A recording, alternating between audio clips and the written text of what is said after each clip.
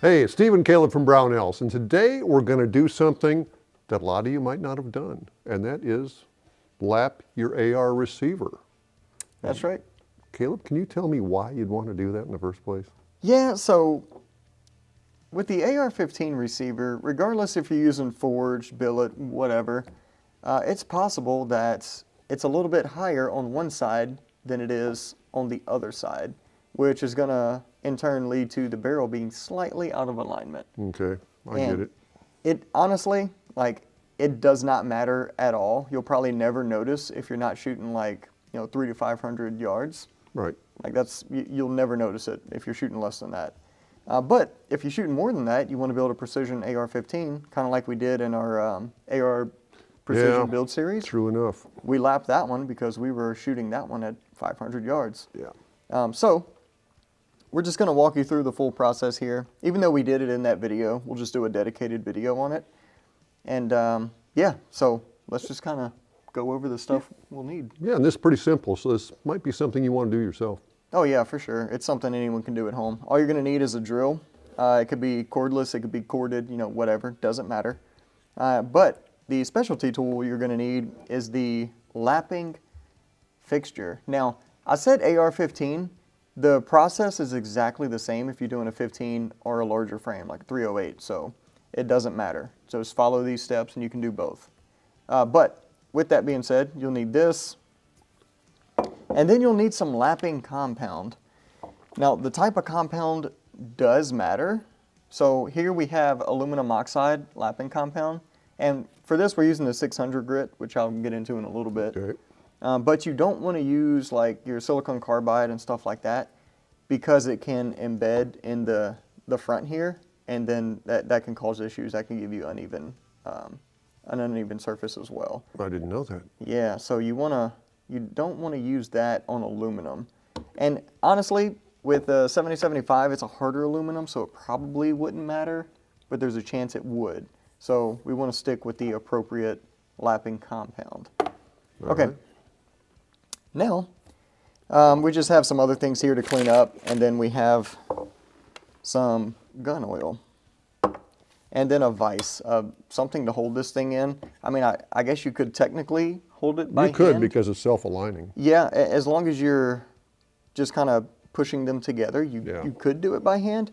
But if you have a vise, use a vise. Vise makes things a lot easier. And so what we'll, I'll just kind of jump right into it, Steve. Jump in. I'm gonna stand up and move my chair. Just don't splash. Yeah, I'll try not to. And I'm gonna set this over here. All right. And I did mention we were using 600 grit. Yeah. You could use something a lot more coarse than this, but 600 grit's good because especially if you're new to this, you won't accidentally overcut it. So overcutting it can ruin the upper receiver. Because if you overcut it, I'll just tell you this real quick before we get into doing it. And I say overcutting, I mean remove too much material.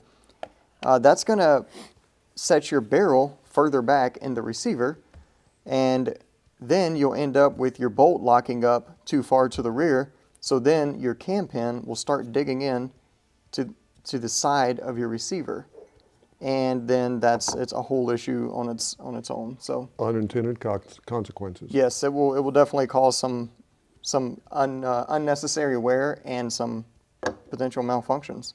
So just make sure you're taking off the right amount, and then I know you're asking what's the right amount. I'll show you. We'll just do it. Okay, so what we're going to do is we're going to take our tool here, and if you notice, one end is much larger than the other end as far as the diameter goes. That is the end that is going to be against the receiver. Your smaller diameter end goes inside of the receiver, so we're just going to actually lubricate that. Right. That rides on the cut inside and makes things perfectly perpendicular on the end. Exactly, Steve. So we're just going to drop this in here, and then I'm going to actually go ahead and position it in the vise, and I'm just going to hold it vertical, and I'm not even going to use any type of AR-15 vise block or anything like that. But the reason we're holding it vertical, I was wondering about that. yeah, is so that, as you can see, like with this receiver, there's a little bit of play But you know, if your receiver is a little bit sloppier than this one, if you have just a not a great fitting receiver, this keeps everything pushing down, so you're not accidentally or unintentionally putting too much force at the top or the bottom or whatever.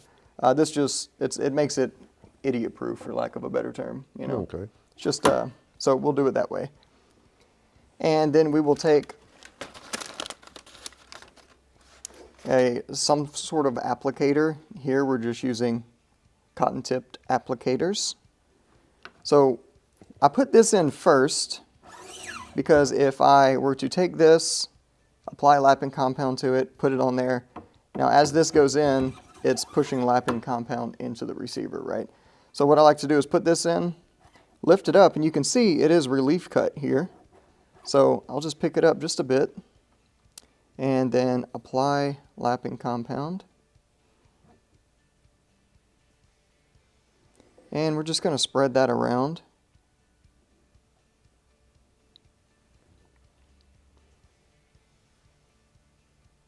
And if you're doing this on your kitchen table, you might want to put some paper down or something, Yeah. just in case. Yes, very good point. Put something down. I would say newspaper, but who's got that anymore? Yeah, I can't remember the last time I've seen a newspaper. Oh. All right, so that's a good amount there.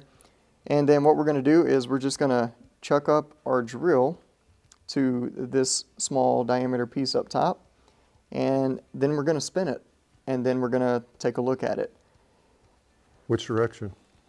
You know, I don't think it matters. Just whichever direction is easier to grab it in the chuck. I'm sure the internet will have strong opinions. They always have strong opinions. The clockwise versus the counterclockwise people. Yeah, so your bullet, you know, you got to think about which direction your bullet's rotating. Just turn the drill up.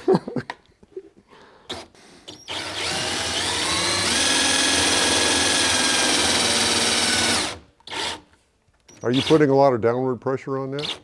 I am, yeah. I was applying a pretty good amount of pressure. Okay. It looked like it. All right, so that actually cut pretty good. This is where you want the paper on the table. Yeah. We'll just, that intern sitting over there is going to come clean all this up. Oh, man. I'm just kidding. There's no intern over there. Your imaginary friend. If my imaginary friend was the intern, that'd be great. But Wow. he's not. That cut pretty. That's pretty good for 600 grit. That is not bad at all. And we did not cut that for very long. No. Okay. So this doesn't take a long time. So here's what you're looking for.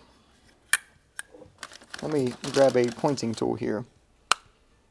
So you were just looking for it to remove basically just the anodizing all the way around, right? So as long as you have a ring that goes all the way around, then you know it's flat, right? It's flat to the tool, and the tool hopefully is flat, but the tool's flat, right? So now, using the inside of the receiver as a pilot, we've got the face of this lined up with the actual bore for all intents and purposes there. So now, when you put your barrel in, it'll be perfectly aligned, straight, assuming that you bought your receiver from a reputable source and the Right. top rail and everything like that's actually machine straight, which nowadays they should be, but there's some weird. It's hard to find a bad one. Yeah, unfortunately, there's a lot of companies that like to make or like to what's a good way to put this? There's a lot of companies out there that like to take advantage of budget builders and sell them inferior and like blim products. And I don't mean like cosmetic blims. I mean like stuff that should never be put on a gun. Okay. But that's what you're looking for right there. So let me give you an example of something that's not finished. So like if I had like a shiny surface over here, but maybe a few spots here that were still complete anodized, then I would know that this is the high side and I need to keep going. until it gets like this all the way around. Then you're good. Now, as you can see, there's still a little bit of anodizing kind of towards the inside here, and that's perfectly okay. That's fine. You don't have to make the entire surface shiny. You just have to have a ring that goes all the way around. And that ring could be, you know, half the length of this ring if you wanted it to. And by length, I mean like width. All right, so you just need one full ring all the way around. And I feel like I said that okay? Yeah. Like, because there can still be anodizing on there. You just have to have a ring all the way around. I mean, you got way over 99% of your surface right there now. So. Yeah, so I mean, that's all you need, and it's literally that simple. The most important thing to do now is to clean all of the lapping compound off of here and out of the threads. So typically what I like to do that is I'll just take some like degreaser and just spray it in there and just kind of let it drip out and just spray it out of there. And that's it. That's all I do. Yep. So now your barrel will seat flush and square against that receiver. Yeah, and if you're worried about the bare metal, let's kind of address that as well. You don't need to be, because if you're installing your barrel the way that I like to tell people to, which if you watch any of our AR builds in the past, you know that I take some Brownells Action Lube Plus. Steve, it's right up there in front of those Fix-It sticks. Yeah. So I'll take Brownells Action Lube Plus, which is a Molly B based grease, and I will put it on the barrel extension. I'll put it on the face of the receiver. He does. I'll mate them together. I'll put some on the threads, torque everything down. But I use this stuff on every AR-15 I build, and it works great. So you don't have to worry about that raw metal there, because you'll have basically lubricated aluminum, and then the steel or aluminum, you know, whatever barrel nut you're using, pressed against that. And that's all there is to it, Steve. We nailed it. Nice and easy, actually. It takes less time to do it than it does to explain it. It really does, yeah. This was, I mean, if we just did it, it could have been like a 60-second video. Yeah. But we didn't, so. So if you think you need to get a little more accuracy out of your AR, if you want to build the perfect AR or whatever, this is one step in that road right there. Yep, it is. All right. Well, if you have any questions, comments, leave them down below. We'd like to hear from you. In the meantime, thanks for watching. We'll see you next time.